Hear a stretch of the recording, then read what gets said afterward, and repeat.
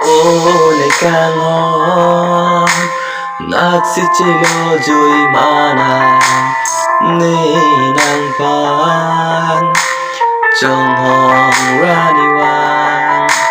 Ole kangon nagsitilo joy mana ni nang pan trong hong raniwan. Chukitan tangasingkan itong cekagangan.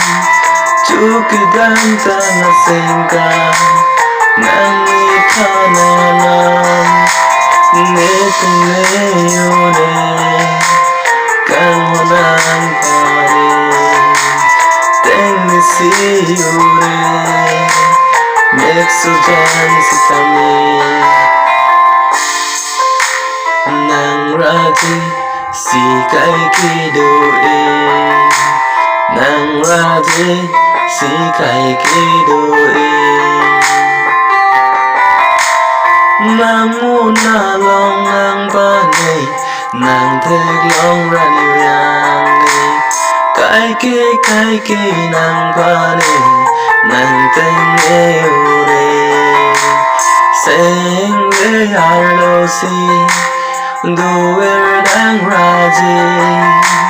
nang raji si kai ke lidong iban ke.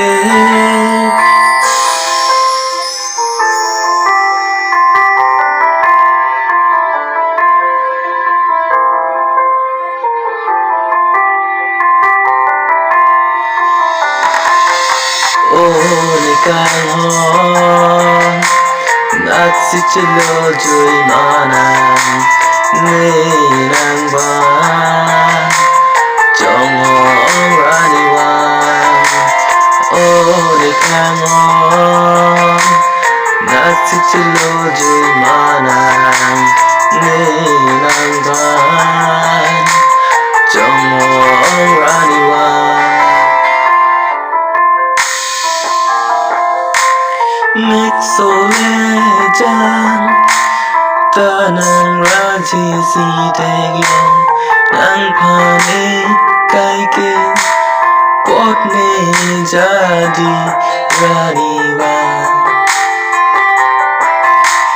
Tenesione ke prasione kang honang raji neseng weakti nang si duerde.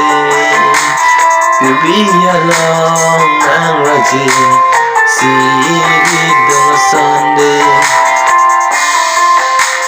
Nang hello ne pirti, nang hello ne chidi. Nang pan kiteng ne thap thot ni long si de. Kai ke ta nang pan si ne. Jadi dan dete domat si tete kang honang pa sine.